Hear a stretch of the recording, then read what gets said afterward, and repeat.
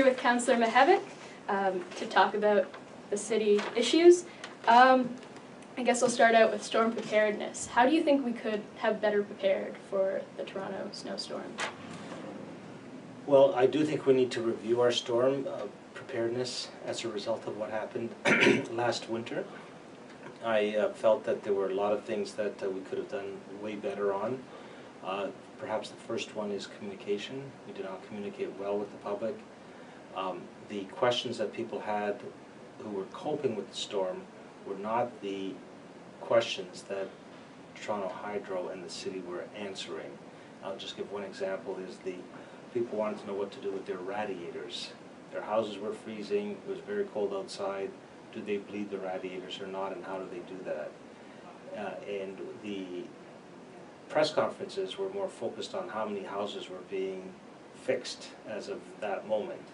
But if you were one person whose house wasn't fixed, your question was, what do you do with food? What do you do with the radiator? What do you do to protect plants and so on? So we need to have better communication, focus on the questions that people are asking, and then also people are having a terrible time getting through. And that's because Toronto Hydro is not integrated with 311 at the city.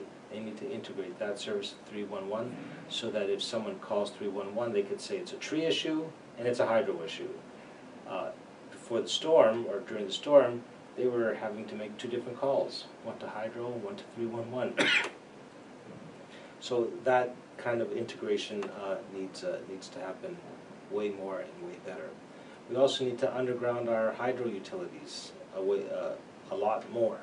Right now there are too many streets, especially major arterials, that do not have undergrounded service. The streets that had undergrounded service did way better than the streets that obviously did not, for obvious reasons.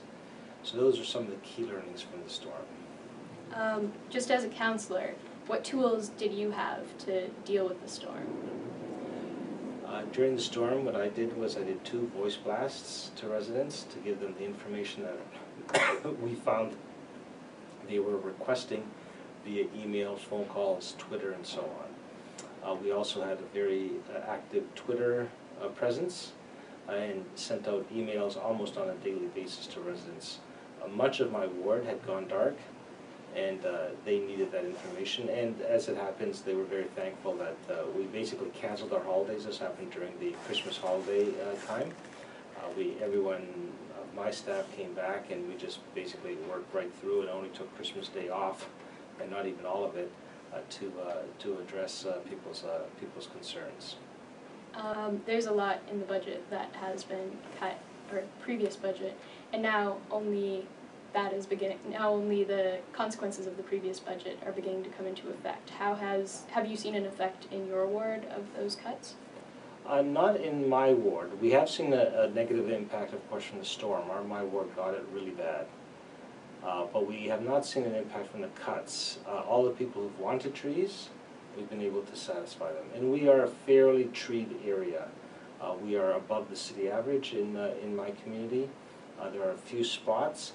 And we've also, as a city councillor's office, we've undertaken campaigns every 2-3 years. We undertake a plant a tree in your front lawn campaign. So we'll get 100, 200 orders for new trees for people's front lawns, and that has, over the years, it has made a difference.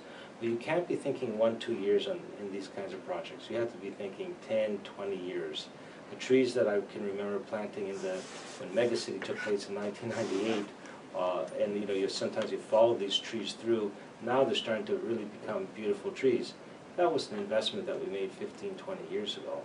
So now we have to be thinking, frankly, that you do this not for yourself, but you do it for your children and your grandchildren. The vote on the city airport happened recently, and council voted unanimously to further study it. What questions do you think have gone unanswered about the airport? The big questions have to do with public health, air quality impacts in a downtown environment. I think the secondary questions is, secondly, the question of how to deal with traffic around the dock side of the airport have not been even close to addressed. Those costs are anywhere between $100 and $300 million. Like, how would it actually happen? That's a very, very important question. I think also the impact of the air rail link and what that will do to downtown businesses who need quick access to the airport. The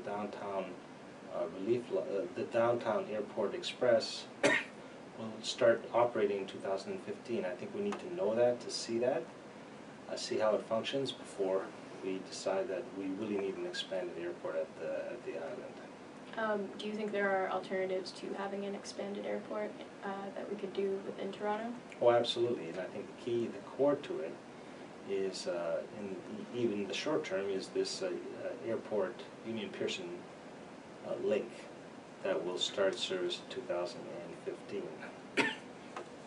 I think that should be our western leg of the downtown relief line, to be quite frank, and have it have 5-6 stops. And I think you'll see that then will be a very, very important link. We have to make sure the operating costs are reasonable, and especially the part that is charged to customers. If it is in the $20 to $30 range, then I think we're shooting ourselves in the foot. But if it's in a reasonable range, say double a TTC fare, something like that, then I think people will start to use it. And then the need, or the perceived need, and the inconvenience factor, the only thing that the downtown airport, the airport on the island proposal has going for it, is its convenience. By every other measure, it is not in the public interest. So if you take out the convenience with the downtown, with the Union Pearson link, then frankly it's a very different ballgame for folks. You're currently with the community housing. How do you think it could be better managed? I'm not on the board of Toronto Community Housing Company, but it can be better managed. And the first thing that has to happen is we have to stop the political interference. That happened, frankly, with this mayor. When he got in, he decided to make an example of them and fired some very, very competent people who were in charge. So he let politics govern good management practices, govern over good management practices. That has to stop. That's the first thing, so that managers do what they're good at, which is managing the company.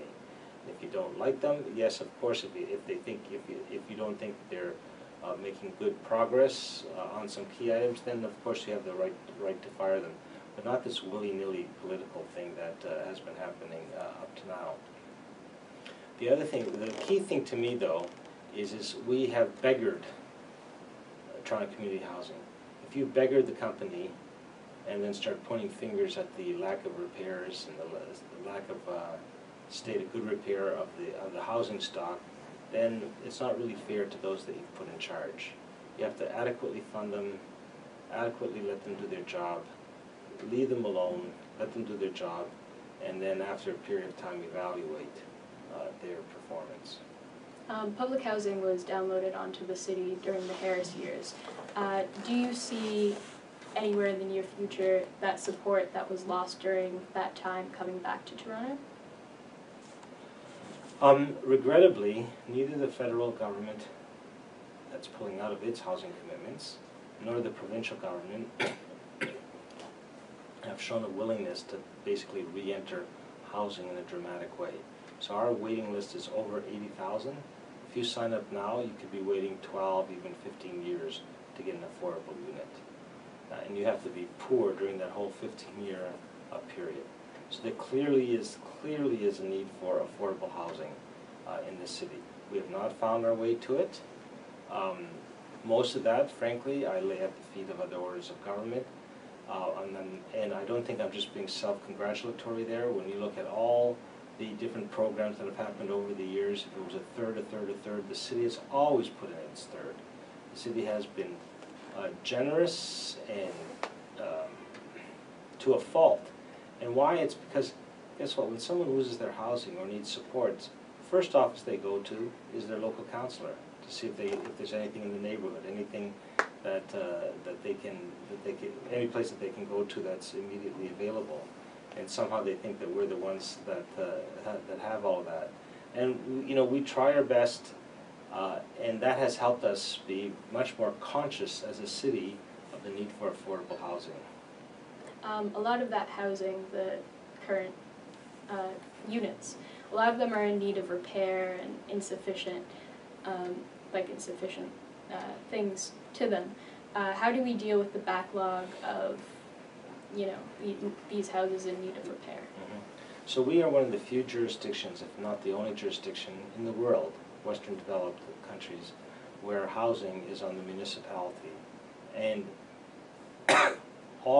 and further, where the only tool that the city has is property taxes. That has to stop.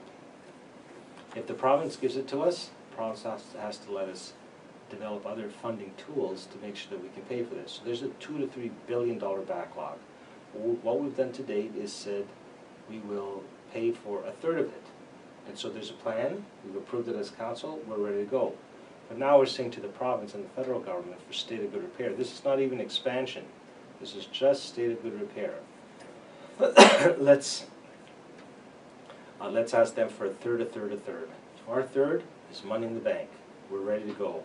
Now it's up to the province and the federal government to put their money into it. What are the benefits of light rail transit, just to go back to transit issues? Light rail allows you to do 10 to 20 times what you would do if you put the same infrastructure underground. The cost of public transit, rapid public transit, if you're going subway, is just so prohibitive. Digging that hole, whether it's cut and cover, digging a hole and filling it in, or through tunneling, is so expensive. It is between $300 and $400 million a kilometer, a single kilometer. So by way of comparison, the Shepherd light rail line from Don Mills almost to the far end of Scarborough was going to cost $1 billion. $1 billion. A lot of money. That was, I think, a 17-kilometer route. And that included the cost of the rail yard, it included the cost of the track, it included the cost of the vehicles. If you had built a subway for that $1 billion, you know how much you would get? You'd get 2.5 kilometers. So, you know, what makes more sense? Putting it above ground or putting it underground and only getting this much of it? I think in a cost-conscious Toronto environment, you want to maximize your capital investment. You want to get the biggest bang for your buck. And the biggest bang for your buck in the suburbs, in modestly densified communities, is light rail. In intense communities like Yonge Street, like University Avenue, where you have 20, 30, 40, 50, even 70-story buildings, that's where you put your subways, because you have the densities to support subways. This debate over, are you a subway guy or are you a light rail guy, is a false way of putting it together. We need to be pro-bus, we need to be pro-light rail, and we need to be pro-subway. The new articulated buses are just beginning to hit routes. How can we expect to see service changes? Like, what kind of service changes will we see because of these new buses? These new TTC buses are now on Bathurst Street and Dufferin Street. They're providing a great service. I was on one very recently, a lot more elbow room. What we're seeing, regrettably, is longer headway times. So because we have longer buses, we don't put as many on the route. And that has to do with the issue of crowding. The mayor has, through the budget process, pushed us into ever tighter spaces on public transit. And what we need to say is, if you had 20 buses on the route before, we need 20 buses of the articulated variety on later as well, so that we do have that elbow room and some of us can at least stand in relative comfort. What is the best solution for the Gardiner, in your opinion? In my opinion, it is basically to take it all down from one end to the other end. However, I don't think that's a solution that right now is affordable. And the piece that is west of Yonge Street is in has been repaired recently and is in not too bad a state of repair. So we can leave that alone. But the piece east of Yonge Street over to about the Don Valley, to the what's called the Portlands area, there's no reason why that should be up. All one needs to do is drive it to see how the bad use of land that exists there. There's on-ramps, there's off-ramps, there's dead zones, there's pillars that are as wide as trucks holding up the expressway. That really, if you took it off, you could put cars there, you could put vehicles there. There's enough room there for an at-grade, on the ground, system for transportation for cars, 4 lanes, 5 lanes in each direction, whatever is appropriate. And the cost in terms of the time for automobile users is so minimal. It's a few seconds at the worst of times. So bringing it down to grade and then back up, bringing it down to grade from the going from west to east and then back up to the Don River is the way to go. You'll also then free up all kinds of land for development, and you'll start to see a very, very different environment on the waterfront without that gardener there mucking things up.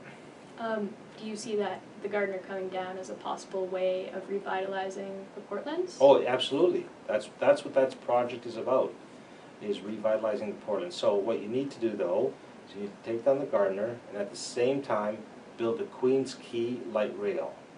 Right, so you have a light rail going from Union Station down to Queen's Quay and over into the Portlands area. That will take some of the load off, especially during the construction period, but even afterwards. People will be more enticed to take light rail if they know it's near and convenient. So you have to have both of those projects working hand in glove. With the current state of the Portlands, how do you see the future of it? Like, it's been in a kind of stale purgatory for so long. Where do you see that development going? Well, frankly, I think this is going to be a question that you, your children, and perhaps your grandchildren are still going to struggle with, right? There's so much land back there, and one way to consider it is consider everything between Spadina and Jarvis from College down to the lake, and how long that has taken to develop. That's how much land we're talking about in the Portlands, if you take the Portlands as a whole. So is it changing? It's already changing now. If you go there now, you'll see certain blocks have been developed. And the city of the future will have other blocks developed. And it's not a 5-year plan, it's not a 7-year plan, it's like a 20, 30-year plan, even 50-year plan, where things will go, depending on the economy, where things will go out in blocks. And right now, the key blocks that are being developed are the ones that are linked to the Olympics. And they're developing very, very nicely, and it's very, very attractively being constructed. So it's going to take a long time. We need to make sure the land use planning is in place, and it's been in place, and it's pretty good. It's very good. And the second thing is the transportation planning. That has to. We know what the plan is. We have to implement that as things kind of come together.